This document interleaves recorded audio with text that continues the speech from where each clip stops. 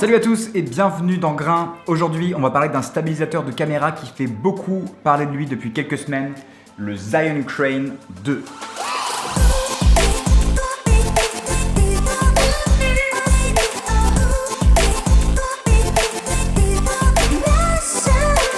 Avant de vous parler de la bête, j'ai une annonce à vous faire. Le 26 et le 27 juin, j'ai l'honneur de donner un cours sur le site Ampara. Je ne sais pas si vous connaissez Ampara, c'est un site web de formation qui dispense principalement des formations de photos, de vidéos et d'entrepreneuriat. Et le principe, c'est qu'on peut assister à des lives gratuitement, donc des cours en live qui durent 2-3 jours. Puis ensuite, si on veut les voir en replay, il faut payer 25 € par mois et vous avez accès à tout le catalogue de formations. Franchement, c'est un super site.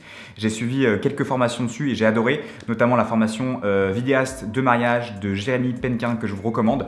Et donc je donne un cours le 26 et le 27 juin prochain sur Ampara qui s'appelle Débuter en prise de vue et montage vidéo. C'est un cours qui s'adresse principalement aux débutants ou aux vidéastes qui veulent revoir un petit peu les bases. On va parler de matériel, de réglage, de tournage, de montage. Je vous mets le lien de la page de formation en description. N'hésitez pas à vous inscrire si vous souhaitez y participer. Je le répète, c'est gratuit. Si vous vous connectez le 26 et le 27 juin sur Ampara, vous allez pouvoir voir cette formation gratuitement. Petite remarque, cette formation Ampara est complémentaire avec la formation que je vais sortir dans quelques jours sur cette chaîne, sur le montage vidéo. Là, on va aller beaucoup plus en profondeur sur le montage vidéo, alors que pour la formation Ampara, on sera plus sur les bases de la vidéo. Je vous propose de passer maintenant au test du Zion Crane 2. Je suis hyper content de pouvoir tester ce stabilisateur. Moi, j'ai commencé avec le Glidecam HD 2000 qui reste mon stabilisateur préféré, un stabilisateur entièrement mécanique. D'ailleurs, j'ai fait une vidéo dessus, n'hésitez pas à aller la voir, elle s'affiche juste ici. Ensuite, j'ai appris qu'il y avait des stabilisateurs gyroscopiques qui stabilisaient vraiment bien les vidéos. Du coup, j'ai testé le Ronin M, je l'ai acheté aujourd'hui, j'ai le Ronin M et c'est vraiment un stabilisateur top qui propose des mouvements très fluides. Par contre, il est lourd, il est encombrant. Du coup, je suis obligé de l'utiliser avec un Easy Rig. Ça fait un setup assez balèze, alors qu'avec le Zion Crane 2, je peux avoir le même rendu ou quasiment le même rendu avec un setup beaucoup plus léger. Donc c'est pour ça que j'avais vraiment hâte de tester ce stabilisateur.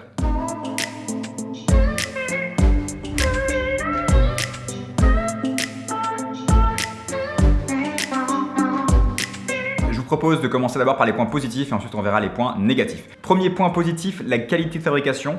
Le stabilisateur est tout en métal, il fait franchement très solide, j'ai pas peur de mettre mon 1DX Mark II dessus et surtout il vient avec une case de rangement comme ça, une mallette rigide et ça c'est cool parce que par exemple le Ronin M vient sans case et c'est hyper galère pour le transporter. Deuxième gros point positif, c'est qu'il peut supporter 3,2 kg, donc il peut supporter mon 1DX Mark II. Alors ensuite il y a des manips particulières à faire, c'est un peu compliqué pour rendre entre guillemets le 1DX compatible avec le Crane. Je vous ferai une vidéo spécialement à ce sujet, mais en tout cas il supporte un poids qui est assez énorme. Moi je sais que le 1DX Mark II est très dur à stabiliser même sur un Ronin M et là le Crane a des moteurs suffisamment puissants pour le stabiliser, donc ça c'est un très gros point positif. Ensuite il est plutôt facile à équilibrer. En quelques minutes j'ai réussi à l'équilibrer avec un tuto sur YouTube. Il y a plusieurs modes qui sont bien pensés. Il y a un mode où la caméra suit les mouvements du Crane, un autre mode où elle est complètement lockée. Il y a un mode aussi où vous pouvez tuer les moteurs pendant quelques minutes pour regarder par exemple les vidéos que vous avez prises, donc ça c'est très bien fait aussi. Ils ont aussi pensé à mettre un pied en dessous, très bonne idée. Ça permet de poser le Crane sur une surface plate. Le Ronin par exemple n'a pas de pied, donc c'est très compliqué aussi pour le poser. C'est pour ça qu'on doit très souvent utiliser un Easy Rig avec. Là on peut le poser. Par contre je sais pas pourquoi ils n'ont pas permis de remonter le pied vers le haut. Ça aurait été pratique de pouvoir le remonter. Là on peut que le mettre soit en bas, soit comme ça. Mais bon c'est déjà bien qu'il y en ait un.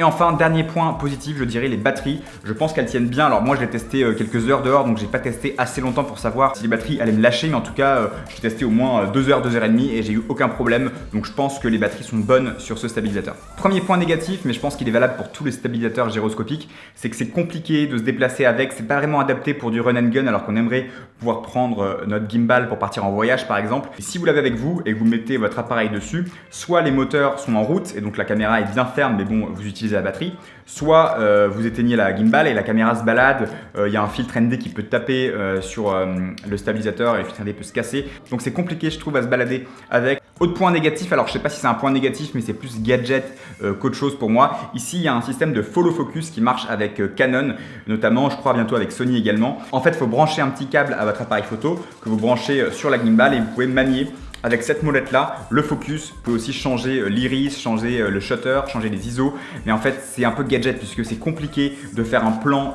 très stable et en même temps changer le focus ou changer l'ouverture. Moi franchement c'est pas une fonctionnalité dont je me sers. Je sais que beaucoup de gens ont acheté cette gimbal parce qu'il y avait cette fonctionnalité là, mais je pense que c'est vraiment un coup marketing. C'est pour ça que je le mets en point négatif. Après c'est une bonne chose d'avoir essayé de faire ça, mais je pense que peu de personnes s'en servent. Autre chose dont je suis pas fan, mais ça c'est valable pour tous les stabilisateurs gyroscopiques, c'est la plaque rapide qui est une plaque Zion, donc une plaque vraiment propriétaire. Et c'est dommage puisque moi j'utilise sur tous mes appareils des plaques rapides Manfrotto par exemple, et je peux pas ici mettre de plaque Manfrotto. Une fois que le crane est mis dessus, je peux pas l'enlever, le mettre sur un glide cam par exemple ou sur un rig épaule. C'est compliqué, du coup ça me force à garder le crane tout le temps. Et moi je pense que c'est clé quand on est vidéaste de pouvoir changer rapidement de stabilisateur. Donc j'aurais aimé qu'ils puissent mettre un adaptateur par exemple qui permet de mettre une plaque Manfrotto, et ça il n'y a pas, c'est vraiment dommage. Et enfin le dernier point négatif, c'est que certes il supporte 3,2 kg, ce qui est beaucoup, mais quand je mets mon 1DX Mark II dessus, il faut faire toute une série de manipulations pour l'adapter. Ensuite, si je tourne un peu la gimbal, le 1DX tape sur le Zion Crane. Donc certes, il peut prendre le 1DX Mark II, mais il n'est pas fait pour. Et moi, j'attends d'un stabilisateur gyroscopique qui puisse vraiment prendre en compte mon 1DX Mark II. Et peut-être que le DJI Ronin S qui sort dans quelques semaines fera l'affaire. Donc j'ai hâte de pouvoir tester ce nouveau stabilisateur. En conclusion, je dirais que le Crane 2 est un très bon stabilisateur gyroscopique, plus adapté quand même aux petites caméras qu'aux grosses caméras, et un peu compliqué à manier en situation de run and gun. Si vous avez le temps, vous êtes sur un tournage de clip, de pub, vous avez le temps de mettre une plaque rapide, d'équilibrer votre Zion Crane, de faire votre plan. Mais si vous êtes en voyage, c'est plus compliqué, notamment à cause du fait qu'il y a une plaque rapide dédiée, ce qui vous empêche de changer facilement d'un stabilisateur à l'autre. Alors ensuite, c'est possible, hein. Moi quand je suis parti en Californie l'été dernier, j'ai pris mon glide cam, j'ai aussi pris mon Ronin et j'ai quand même réussi à faire des plans. Mais de manière générale, je trouve qu'il est quand même plus adapté à une situation où vous avez le temps de cadrer et de maîtriser vos plans. Donc voilà un peu mon ressenti sur le Zion Crane 2. J'espère que cette vidéo vous a plu. Dites-moi en commentaire si oui ou non vous comptez acheter le Zion Crane 2. Laissez un petit like si la vidéo vous a plu. Abonnez-vous si ce n'est pas encore fait. Et n'oubliez pas, sortez et faites des vidéos.